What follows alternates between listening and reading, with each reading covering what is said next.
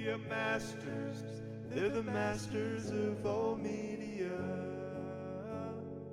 Talking about the movies and the shows on your TVs.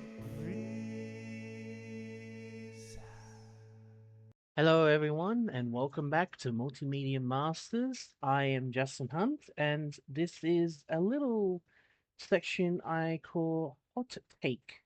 It's not going to take me long. Uh, in today's episode, I am talking about the 2008 movie Get Smart, starring Steve Carell and Anne Hathaway. Um, my hot take on this is that I actually really liked it. Yeah, I know. Big surprise, right? Uh, the thing is, like, I've seen a lot of people hate on this movie, like a lot of people. And I have a feeling it has something to do with the nostalgic feeling of it. Like, obviously, it's based on the series of the same name. Um, and it has that to try to live up to. But I feel like, they approach this movie um thinking, okay, we don't want it to be an exact replica of the series.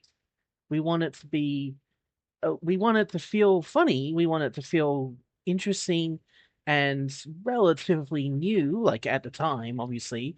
And we don't want it to like if, because Get Smart as a series, as a TV series, was very much of its time. Like it was very much, it had certain things based around when it was released. And obviously now with the 2008 version, there's this whole thing around like, oh, we got to try to make sure we don't offend anyone, that sort of stuff, which, is perfectly reasonable. So I believe that they tried their best with this. I think it was really, really impressive. Um, it was incredibly funny. To this day, my absolute all-time favorite moment in this movie is when they're driving through a golf course. They're trying to get one of the bad guys. They're driving through a golf course, and people start, hitting golf balls at the car. Um, and then out of nowhere, they run through some kind of store that for some reason has a swordfish as its mascot, and you're just like, okay, what is that doing there? What does that have to do with golf balls? It's not really made completely clear, but then they have this moment where Maxwell's boss is like, I don't know. What are you thinking? Holy shit, a swordfish almost went through my head. So yes, it's probably one of my favorite moments of that whole entire movie. It's so funny and so like deadpan delivery for that moment. I'm just even like thinking about it now, I still laugh about it. It's one of my favorite parts of that movie. Is it a perfect movie? No, it's not a perfect movie. But then again, nothing is. There is no perfect movie. There's definitely moments that I feel like didn't need to be there. Um, like for instance, at one point, they asked Max like how he got to a certain area, and there's a jump cut to him in an airplane or something like that. In a jet. That's right. He's in a jet, and they actually show him vomiting. And I feel like they didn't need to go that far. I really feel like they didn't need to go that far. I'm just like, you could have just like had him say, "Oh, that's not important," and move on. You didn't have to go that far. The whole dance scene. There's like this big dance scene earlier on in the movie where Max chooses a random girl from the crowd, and it's a big. There's this ongoing joke that Maxwell used to be fat, um, which I thought was a little bit bizarre. I thought that was a bit of an odd choice. I definitely do not remember that from the series.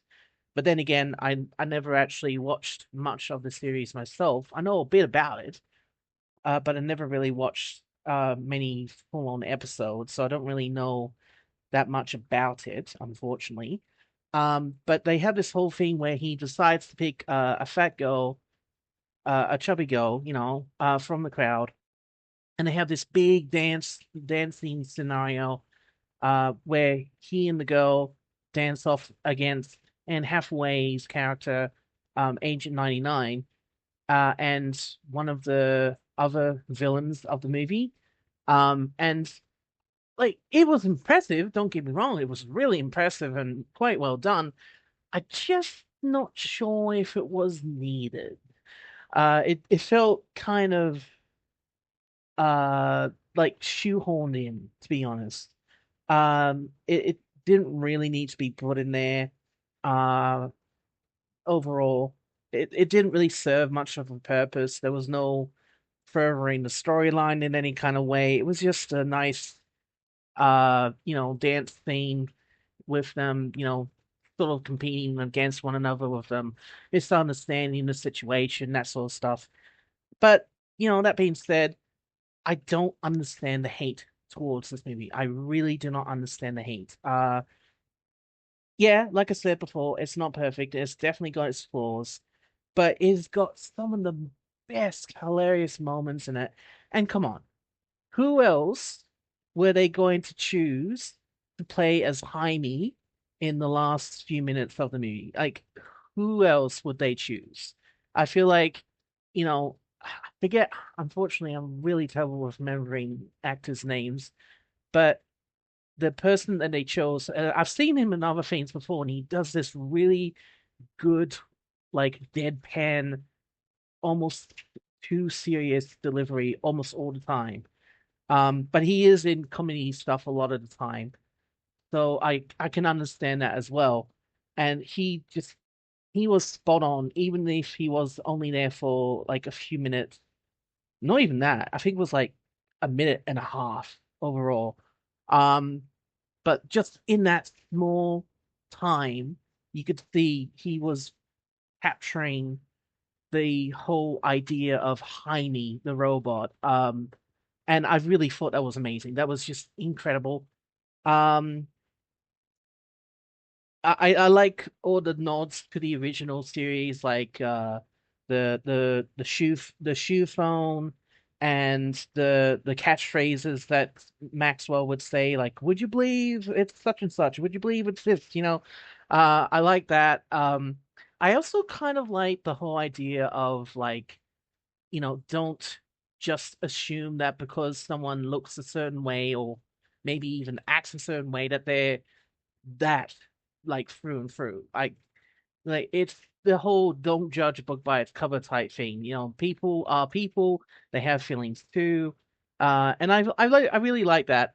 Um I also like the doorway gags. To have the doorway gags in the movie was kind of funny. Um and I believe that there was an actor who was actually in the original series who briefly cameoed in this movie, and I thought that was really cool. I thought that was a nice touch. Um, Overall, uh, if I had to give it a rating, I would say, uh, I'd say 6.5. No, let's go seven. Let's go seven, 7.5 no, 7.5 shoe phones out of 10. And if I had to give this like this movie a full-on award, it would be uh most impressive choreographed dance scene that I've seen in a movie like for a long time. Anyway, this has been Justin Hunt, and I hope you enjoyed my little hot take for Get Smart. Bye. Multimedia masters, they're the masters of all media. Talking about the movies and the shows on your TV.